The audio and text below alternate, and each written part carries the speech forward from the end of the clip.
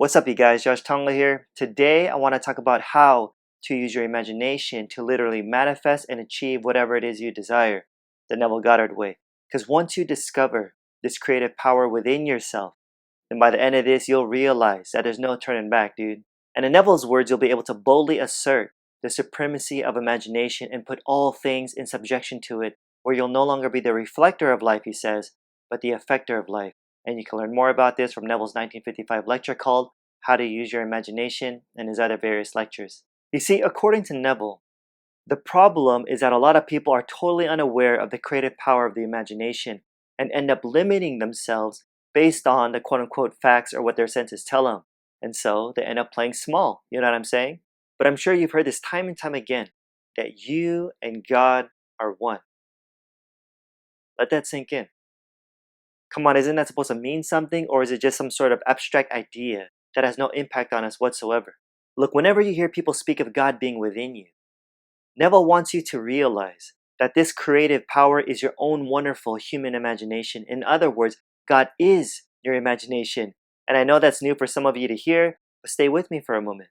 Look, there's way more than what you see around you, folks. There are things that exist beyond the physical reality, and Neville's work is a constant reminder of that.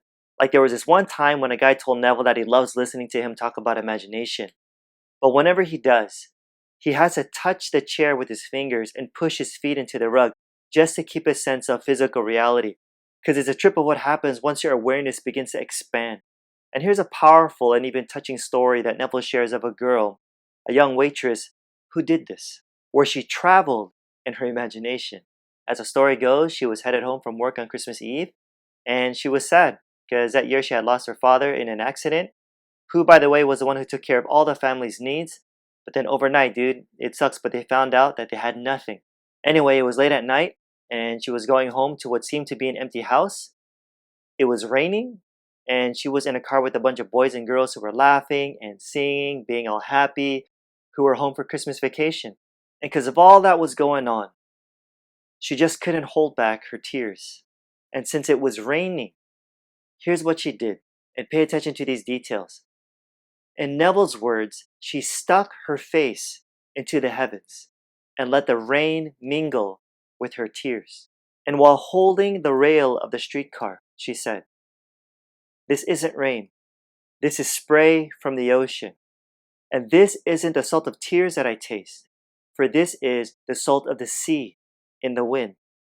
And this isn't a streetcar, but a ship." See what she was doing?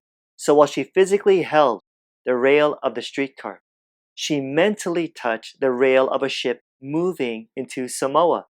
And as the streetcar reached its destination, she was entering the bay of Samoa, feeling the moonlight shining on her body and hearing a voice say, "Isn't it a heavenly night?" In other words, she felt the reality of all that she had imagined. Check this out. 2 weeks later, she received a check for $3,000 from a law firm in Chicago because her aunt 2 years before left for the United States requesting that if she didn't return, then the money should be given to her niece. And within 1 month, she was on a ship sailing for Samoa. And as she came into the bay, remember the details, it was late at night, and there was the salt of the sea in the wind. It wasn't raining, but there was spray in the air, and a man standing near her said, "Isn't it a heavenly night?" Boom. You see, at that moment, you guys, she had actually felt what she had felt 1 month before, where her outer senses experienced her inner senses and physically fulfilled her imaginal act. It's powerful stuff, dude. I love that story. Okay, so how do you do this according to Neville? I want to break this down for you. You ready? The first thing you do is you got to know exactly what you want in this world. Okay, what do you want? Don't be shy about it. Now, once you know exactly what you want, that's not enough. Don't stop there. Here's what changes everything.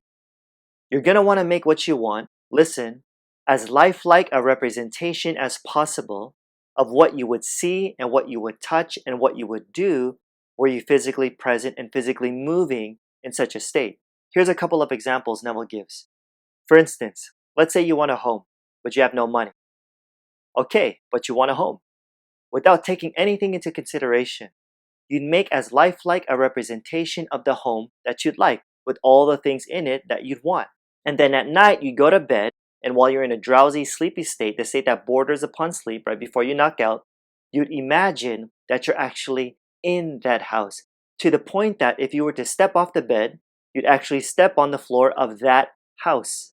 And if you were to leave the room, you'd enter the room that's adjacent to your imagined room in that house. And while you're touching the furniture and feeling it to be solidly real and moving from one room to another in your imaginary house, you then go to sleep in that state.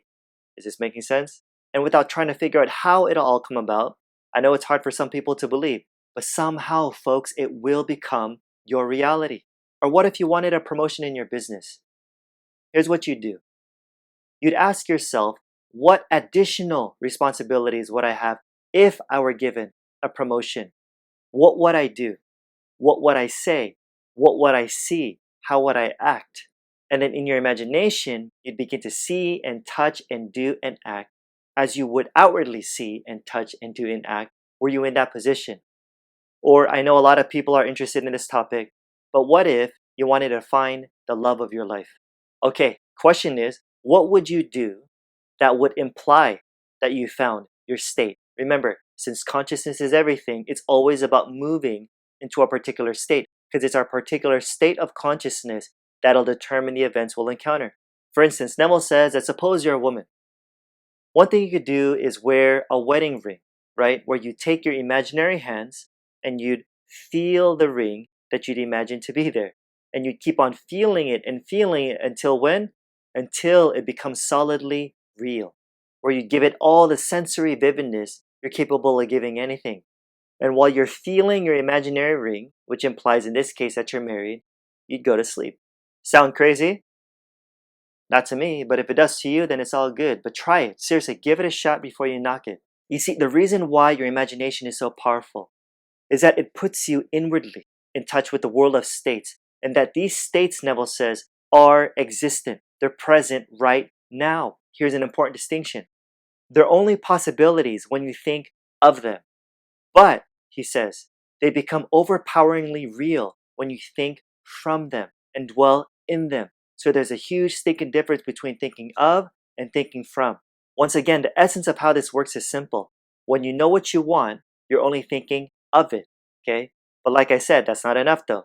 That's why if you want things to be externalized into your physical reality, then you gotta start thinking, what again? From it. You gotta start thinking from it. And Neville's story of how he first learned about the imagination is another perfect example of this. And it was taught to him by his good old friend Abdullah back in New York City in 1933. And it's such a cool story, dude, but here's a condensed version of it. So there was a time when Neville wanted to go back to the island of Barbados, where he's originally from, but he was broke and he had no money. But then his friend Abdullah explained to him that if he would that night, as he slept in New York City, assume that he was sleeping in his father's home in Barbados and go to sleep in that state, that he'd realize his trip, meaning it would come to pass. And so Neville took him at his word and tried it. And for 1 month, night after night, as he fell asleep, he assumed he was sleeping in his father's home in Barbados. And at the end of the month, he received an invitation from his family inviting him to spend the winter there in Barbados. Long story short, he ended up going to Barbados in such a dope and synchronistic way where everything was pretty much taken care of. And I go into more details of this in my video about Neville and Abdullah that you might want to check out, because the details alone can teach you so much about how this stuff works. For real, it's so insightful. Just search it up and you'll find it. Alright, real talk now. Some of you are at a place in your life where you're really wanting or searching for something. You know what I'm saying? Whether it's searching for love, or wanting more money, or a better life, or healing for your body, you name it. Whatever it is you're desiring, I encourage you first to look within, to go within, into your own imagination. Remember who you are. Remember who you are. You and God are one. There's nothing to be afraid of. Whatever you quote unquote need already exists. Look, Neville says that the abundant life promised you is yours to enjoy now. It's yours for the taking. Not next week, not tomorrow, but now. Do you believe that? I'm seriously asking you, do you believe that? Because if you don't, I want you to believe that. And since you're watching this video in hopes to better yourself, I'm assuming you do, at least to some degree. So once again, ask yourself, what do you want?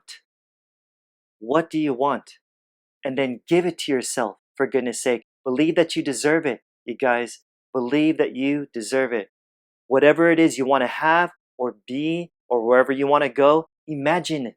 Arouse your attention in such a way where you become totally absorbed in it. You know what I'm saying? Try to feel yourself into it until it takes on the tones of reality.